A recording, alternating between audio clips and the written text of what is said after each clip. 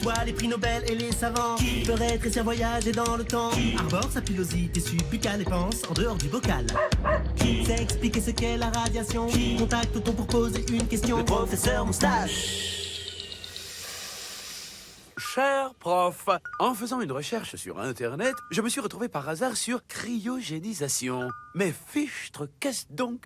Moi-même, en cherchant un titre pour mon prochain ouvrage, j'ai tapé « Crier au génie ». Et je suis tombé sur Cryogénie, semaine du froid à prix cassé, 200 000 €. Se faire cryogéniser, c'est se faire congeler à sa mort en attendant qu'on puisse nous réveiller. Mais attention, pas n'importe comment.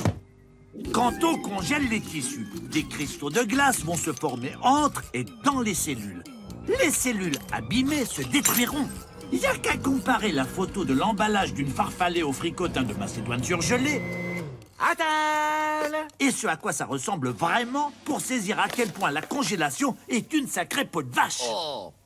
Sur les humains, c'est donc un poil plus technique. La loi n'autorise pas la cryogénisation sur un être vivant. Je vous ai à l'œil, hein.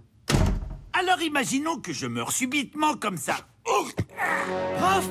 Oh non! Vite! Heureusement, de mon vivant, j'ai souscrit un compte chez Cryonics Institute. Ils ont une machine qui va masser le cœur hyper fort pour faire circuler dans le corps un liquide à base de glycérol. Une sorte d'antigel humain qui va empêcher la formation de cristaux. Qu'est-ce qui se passe, les copains? Je peux plus bouger. C'est la vitrification. Ensuite, on trépane le client. Juste 2-3 trous pour éviter la pression crânienne. Revenez, Demolition Man! Vous fuyez du front! Enfin, vous êtes placé debout dans un sarcophage rempli d'azote liquide. Non, ne rêvez pas, ce ne sera pas dans une pose esthétique du style musée Grévin on Ice. Vous êtes mis dans une boîte en alu remplie d'azote liquide à moins 196 degrés, avec 6 autres patients.